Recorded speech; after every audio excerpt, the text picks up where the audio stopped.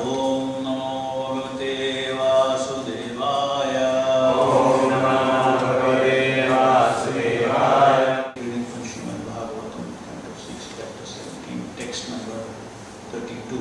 Aham virincho na kumara narado. Aham virincho na kumara narado. Na brahmaputra munaya sureshaha. Brahmaputra munaya sureshaha. Vidamayasye hitamam shakamshaka. Vidamayasya hitamam shakamshaka. Na tatsurupam pradakishamaninaha. Natasarvamam pradakishamaninaha. Translation purport by Srila Prabhupada. Yes. Neither I, Lord Shiva, nor Brahma, nor the Ashwini Kumaras, nor Narada, or the other great sages who are Brahma's sons, nor even demigods can understand the pastimes and personality of the Supreme Lord. Although we are part of the Supreme Lord, we can consider ourselves independent, separate controllers. Thus, we cannot understand His identity. Brahma Samhita states, Advaitam Achyutam Anadi Mananta Rupam Adim Purana Purusham Navayovancha Vedeshu Durlava Madurlava Mahatmabhakta Govindam Purusham Tamam Bhajami. I worship the Supreme Personality of God, Govinda, the original person. He is absolute, infallible and beginningless, and although expanded into unlimited forms, he is still the same original person, the oldest person, who always appears as a fresh youth. The eternal, blissful, all-knowing forms of the Lord cannot be understood even by the best Vedic scholars, but they are always manifest to pure, unalloyed devotees. Lord Shiva places himself as one of the non-devotees who cannot understand the identity of the Supreme Lord. The Lord, being Ananta, has an unlimited number of forms. Therefore, how is it possible for an ordinary common man to understand him? Lord Shiva, of course, is above the ordinary human beings, yet he is unable to understand the Supreme Personality of Godhead. Lord Shiva is not among the ordinary living entities, nor is he in the category of Lord Vishnu. He is between Lord Vishnu and the common living entity. So the idea of the Supreme Absolute Truth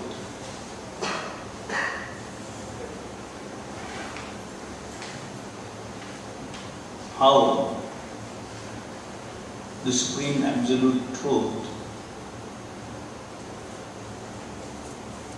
is unlimited and therefore cannot be understood even by Lord Shiva. So what to speak of ordinary living entities? This is the nature of the science of absolute truth revealed in Srimad Bhagavatam. It does not, unlike the modern, many other philosophies and also modern science, they try to decipher what is the cause of all causes. And impersonalists say it is Nirguna Brahman. Scientists are still searching for it because they see a causal relationship with everything in this world. So they try to find out more and more what is behind this cause and what is behind that cause, what is behind that cause, what is behind this law, what is the more general law behind it, what is the unified law that will govern everything. So that is one side, scientists attempt to understand what is the cause of all causes.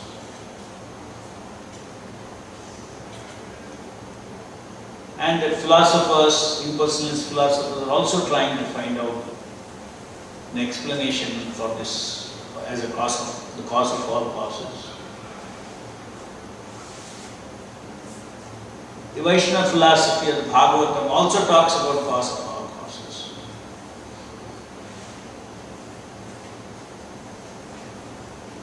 So the pursuit of cause of all causes is common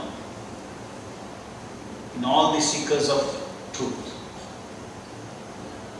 Even the pure scientists are also seekers of truth. Originally, in fact, science began with philosophy. And that is how even today, when you say PhD in physics, it is Doctor of Philosophy. Originally, all the inquiry began as a philosophy. From Aristotle to everybody began, the Western science itself began as a philosophy. Basically, again, there also the quest for truth was what, worked in every thinker. Those days, nowadays, and even to the present day. Now you see the speciality of this Bhagavata Siddhanta of absolute truth. Is how it is different from all the others. Is here, even though Ishvaraha, Parama Krishna, Satchidananda, Vigraha, Anadiradir, Govinda, Sarva Karma Karma, even though the word cause of all causes is used, Sarva Karma Karma, the conclusion is that it is a personal Sarva Karma Karma. It is a person. Our tendency is generally because of our reductionist thinking, which is trained by our Western thinking paradigm. We tend to think that ultimately there must be an impersonal cause. Because the moment they say personal cause, they want an impersonal cause for the person also. So the moment they say personal cause, then the grasp of that absolute truth is not in their hands. Krishna is the cause of all causes, he is a person. And person, you cannot grip a person. Every person is, even we are also one kind of unlimited. Not the bodily personality, but the spirit also. There are many kinds of infinities. The Lord is one kind of infinity. Every individual is also you cannot concretely define a person. In the bodily concept, you can define a person, I am this body. But if you take all his qualities, all his thinking, feeling, willing, you cannot grasp even an ordinary living entity. You cannot decipher. Practically unlimited dimensions are there even for an ordinary jiva. If I have to understand, let us say you, I cannot understand you fully. Because so many dimensions of yourself. So many different personalities. You will be having personality to deal with this, personality to deal with that, personality to deal with so many. You are again, every living entity is a slice of so many personalities, all different personalities, different rasas in different situations. So can you imagine what would be the nature of this personality if he is the cause of all causes?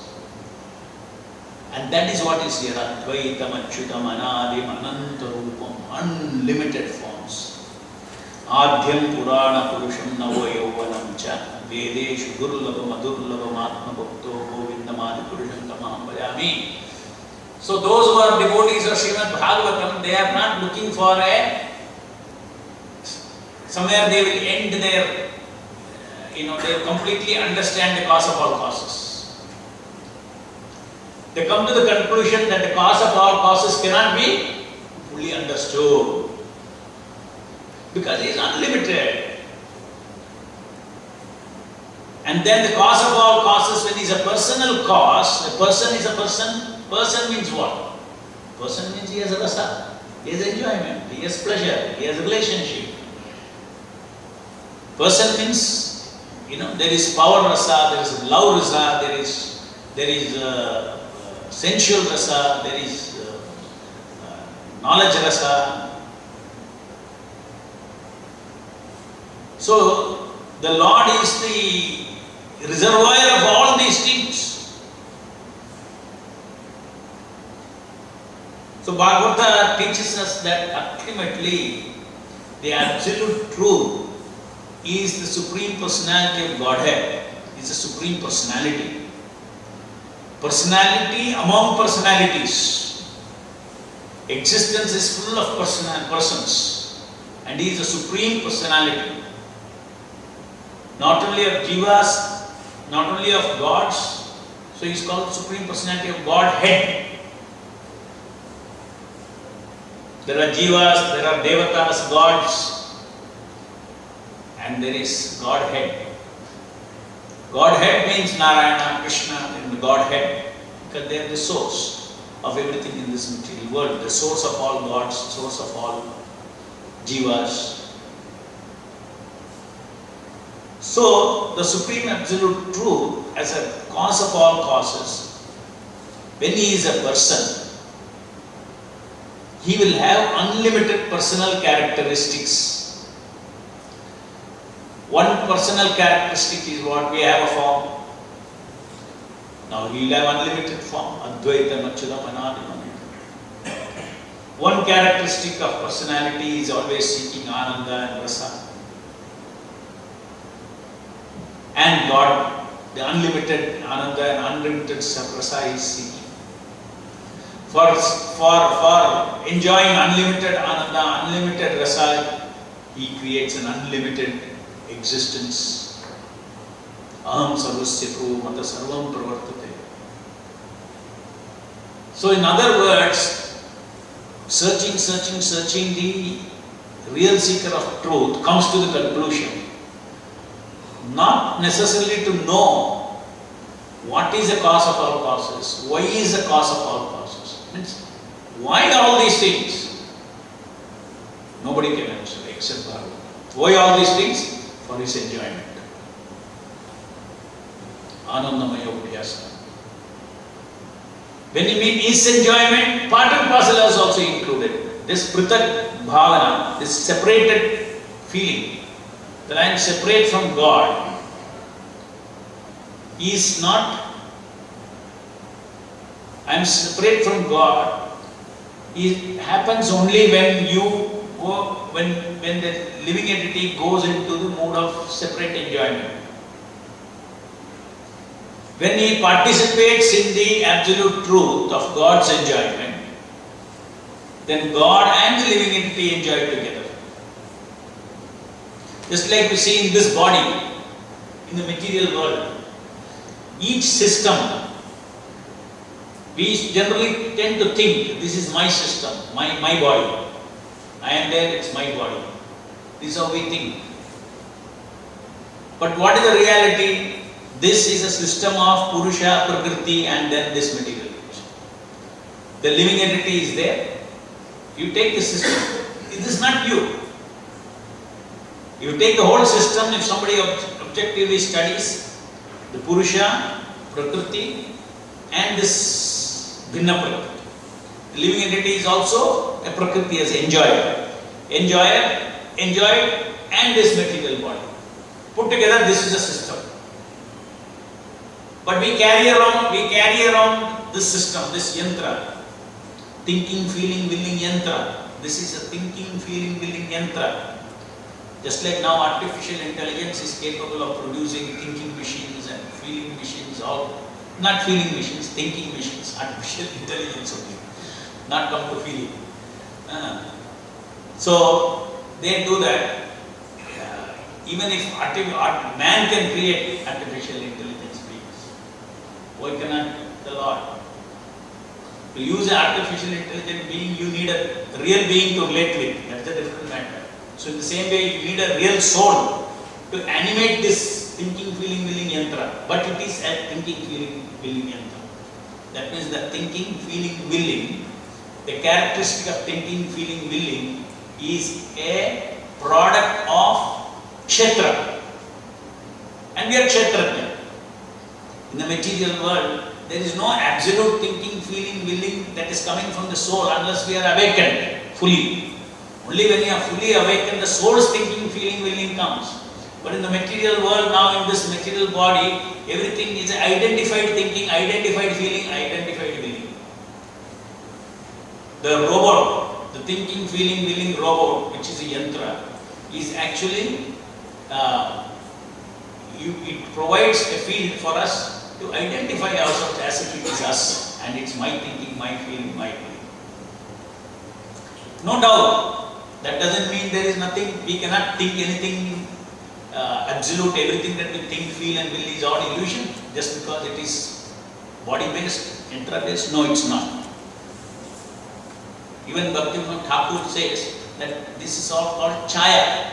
Even the bhakti that we do is chaya feeling, shadow willing, shadow thinking, which is very favorable for devotional service. That thinking, feeling and willing is very much essential. That is Sarana Bhakti, which will actually awaken our real thinking, feeling, willing. Unless our yantra, this thinking, feeling yantra, vibrates in the same frequency of thinking, feeling, willing as that of the spirit soul, there cannot be resonance, there cannot be awakening. So therefore, the route to self-awakening is only through the mind. There is no other route for us. So a beautiful yantra is given, and this kind of vibrating yantra which vibrates with our soul frequency, you get only in the human form of life. In the human form of life, it can completely vibrate as a Vaishnava. A dog settled body, a cat settled body cannot vibrate as and cannot act as a servant of Krishna. But a living entity, a human being can train his consciousness to be 100% act as a servant of Krishna. So anyway, so this thinking, feeling, willing yantra, the soul is seated, super soul is seated. We consider soul as a reality because it is us. We take super soul as a philosophical concept, but actually super soul is as real as you. If I am feeling I exist in this body, the super soul also exists in this body. And he is a real Purusha. Now what is happening in the material world? Everybody is in this Pruthak mentality, separated controller. He is thinking that he is forgotten, the Purusha. So as soon as you forget Purusha, then Purusha's Kala energy is there, he relates with the living entity. Ye tamam prabuddhanche tam sati bhajamyam. As you surrender, I reciprocate. You don't want to remember me, you want to be independent, okay. Here is Kala which will treat you independently. My Kala energy will treat you independently. You do good, you get good. You do bad, it will treat you independently. Will not have any prejudice against you. That you are not remembering me, you are not become a devotee, nothing. No prejudice. It will treat you impersonally. As you sow, so you reap. Law of karma. Gunakala karma is running all the living entities, and each living entity, the special characteristic of the living entity in the material world is that he has forgotten his Purusha. One major part of the system is forgotten.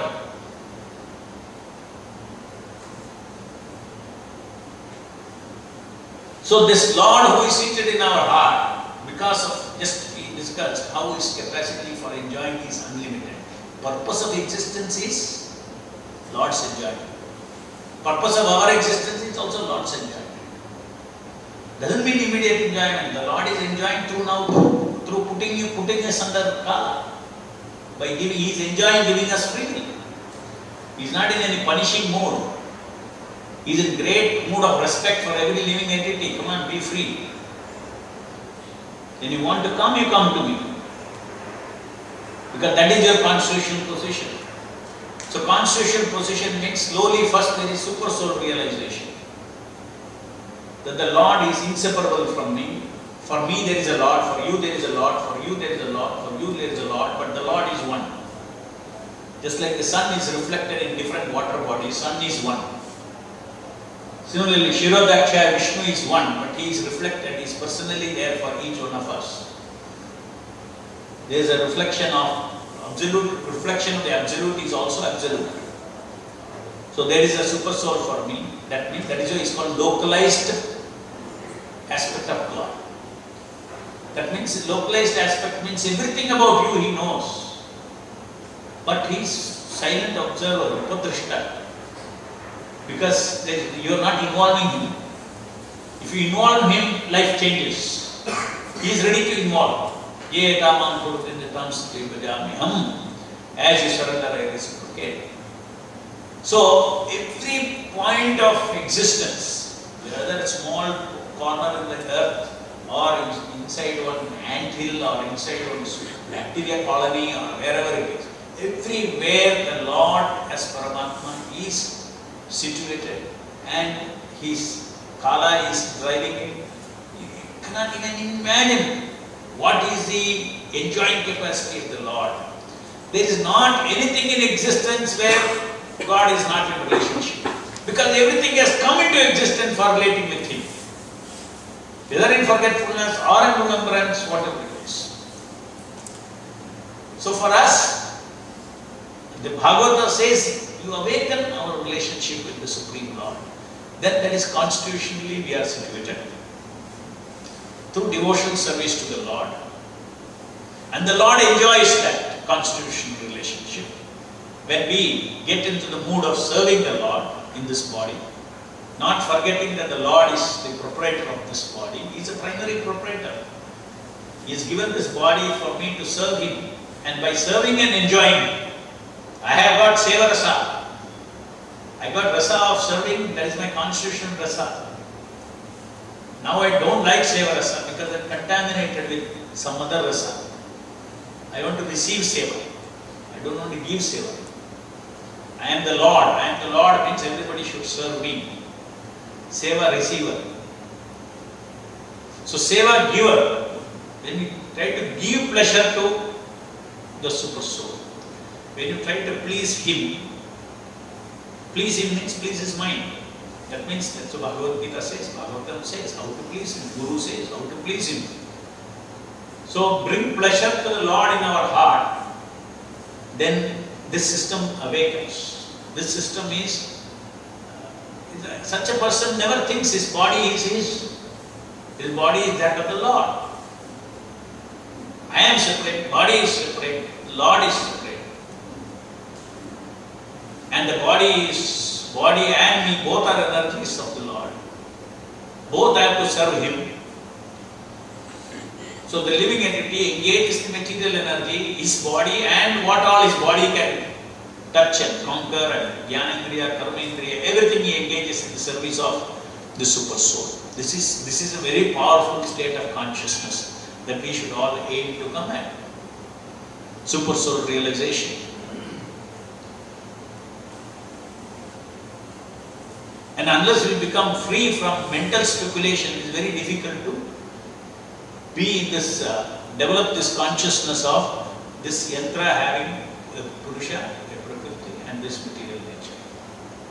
By nature, in other words, just imagine what is, if this is the truth, in this body there is Purusha, Prakriti, the living entity, and this material nature. If that, just like I am such an active person, so many personal characteristics, thinking, feeling, willing. The Paramatma is there in this heart also. So becoming conscious of that means that developing a relationship with thinking, feeling, willing of the unlimited Lord. The unlimited Lord, the unlimited enjoying Lord wants to enjoy with you. That is Bhakti Rasa. Wants to enjoy with you. You offering devotion service and he receiving devotion service. And all the personal dynamics, all the personal characteristics of a relationship between two living entities manifest in an absolute sense even when one is in this body.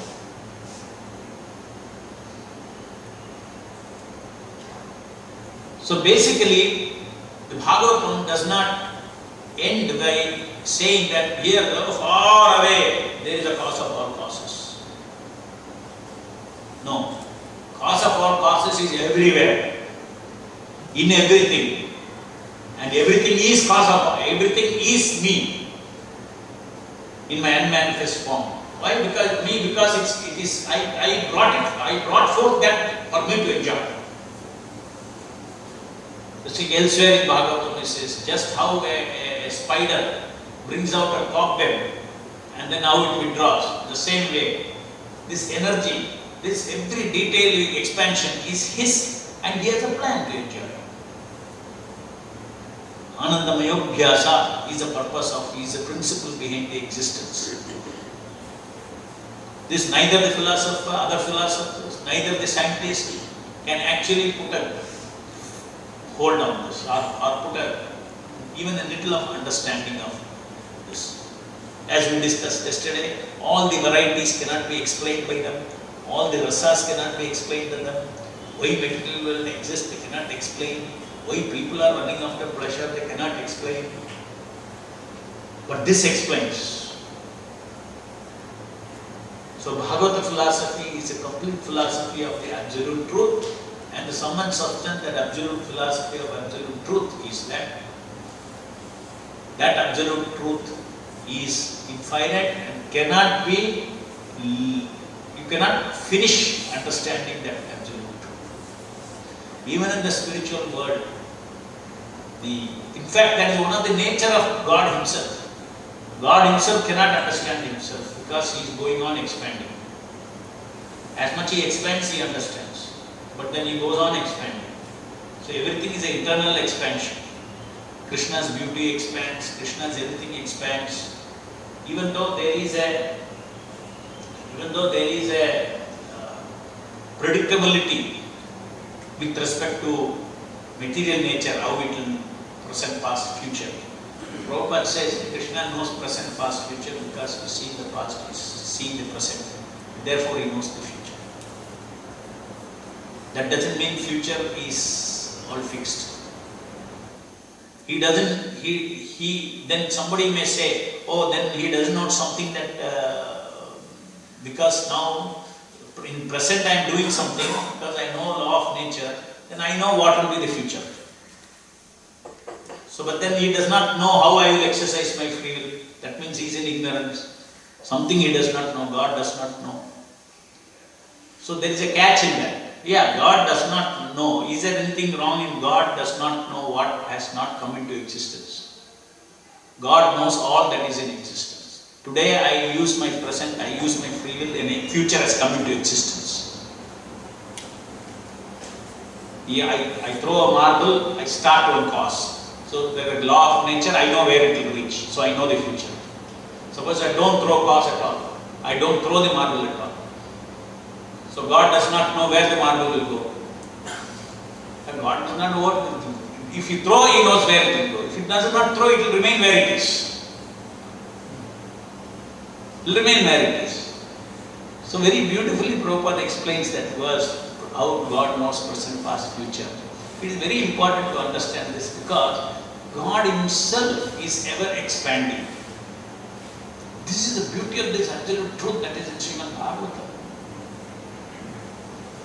If God is a person, and if God is a person who nothing more to do, everything is fixed, creation is fixed, everything is fixed, what's the fun for Him? He is unlimitedly expanding. He is expanding His rasa even through us. Now the Sankirtana rasa. He is expanding even in this material world.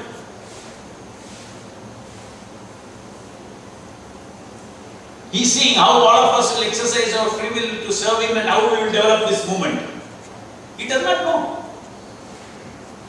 He is also anxiously waiting. Just like we also anxiously wait, what will be the state of our Sankirtana movement 10 years from now. He is also waiting. How you all will exercise your free will. That's his enjoyment. Material resources can be complete, and he does not put his finger into material resources like that except through a living entity. Anything he wants, he can do in the material level. How much devotion you will show, how much dedication to Him you will do. You will execute His service, He is also waiting. So there is an absoluteness even in preaching Krishna consciousness. Everything is not fixed. That's why it's very exciting. Whereas in the material world, once you have taken birth, then more or less your material destiny is fixed in this life. But there also you got freedom to create another life. You got freedom to create another life. Of course, the Lord put a cap on all these things. There's Kali Yuga, Dwapara Yuga, material world, how it should run according to the scheme of things. Whether you're good, bad, or whatever it is, when the Kala changes, Kala will change, and the right type of living entities will come and fit there. So he simultaneously he puts all the milestones. So the life is a combination. Even like just like when Prabhupada was, somebody saw Prabhupada's astrology and said he'll build a home for the whole world to live in, right? But so that aspect was fixed already. That milestone was already fixed due to his past devotion and all those things. It was fixed. It came in his horoscope. It was fixed. But doesn't mean that Krishna was not enjoying every new thing that he is doing. He is free with his free will in his service. So in the same way, the Lord is simultaneously, he puts the milestone for every living entity, especially the human beings who take to his service. There are milestones, and within the milestone, the Lord is giving us so much of freedom, and he is seeing whether whether we will reach the milestone this way or that way or this way or that way, or which way we will reach the milestone. One of the milestones will be to get completely detached from material world. Whether it takes 100 years or 100 lives, that you are left to your free will. You are a devotee, I told you, I will take you back to God. And Prabhupada said, sometime you have to become detached. But that milestone, when that milestone will be reached, depends upon your free will. Without detachment, you cannot. You get detached first, I'll slowly give you in proportionate, I'll give you attachment. You cannot have darkness and light together. So develop the Vairagya, then I'll give you attachment. I am seated in your heart, very easy. The philosophy of Krishna consciousness is very simple actually. It is very simple. Because God is there in our heart. Just your relationship. Because the nature of every human being to know what is relationship. Right from birth we are trained. What is relationship? What is loving relationship? What is serving? What is lauding? Everything is, you don't need to teach that vocabulary. You don't need jnana to know what is service, what is lauding, what is enjoyment. You don't need jnana for that. In fact, you need jnana to know that you are impersonal Brahman. You need jnana. You have to tell yourself 100 times, I am not a person, I am not a person, I am not a person. But this doesn't need jnana, because this is what we really are. And this requires only simple, in other words, there is no jnanic complexity to understand that. Yesterday also we saw there is no complexity of jnanic complexity, just like you enter into systems, so many details are there, how it works, how it all those things. The jnanic complexity is not there in Bhakti Yoga. Because these are all based on basic elements of a person. And to love God, to understand God is in our heart, to love God, to serve God, to slowly, this system, become conscious of the system as not only me. The moment we think this is me and I am walking alone, then it is false ego. Because you are in forgetfulness. I am there, I have been given, just like you are given some money in your pocket. How do you spend your money? Depends on, you. Father has given you money. Similarly, each life, the super soul has given us this body. Full freedom is given. Just because full freedom is given, you should not think this money is mine. This body is mine, you cannot think. This body is belong to the super soul. I have to engage in this service. Then a different kind of enjoyment develops. A different kind of transcendental happiness starts coming in our life, which is the Bhakti Rasa.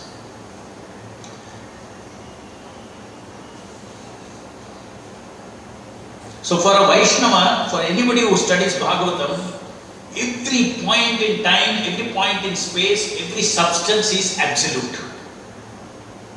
Because God is there, it's for God's purpose. He's not thinking now it's a illusory time and there will be some future time I will go into eternal time. Nothing like that. This is also a split time in eternity. It is absolute. Everything is absolute. It's not that Lord is not in this material world, Lord is concerned, Lord is not concerned in the material world. Material is 1/3, 1/4 of the Ekapala Vibhuti of the Lord.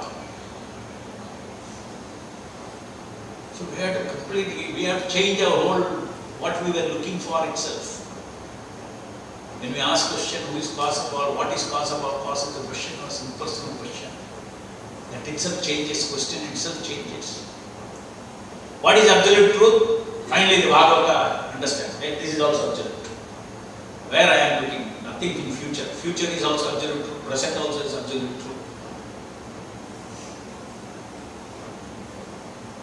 What should I become in future? A pure devotee. Can I become now a pure devotee? Don't live for future. Live now. Live tomorrow. Live day after tomorrow. Then let's say for 10 years from now, then you will become a pure devotee. Then in other words, we forget to be in the present, in the living in the present. Thinking this present is illusion. These are all false. These are all influences of Mayavada philosophy. The devotee should think he is in the spiritual world. There is no doubt. This is spiritual world only. But it is working in a different way. Just like Prabhupada says, electricity working for cooling things or heating things. It's absolute. This is absolute understanding. Nothing like I am living for some future. I am living for the present. I have understood everything. Because everything is Lord's. Every substance, every time, every space is absolute. There is no special significance for tomorrow than today. Sometimes we go on waiting for that great day tomorrow.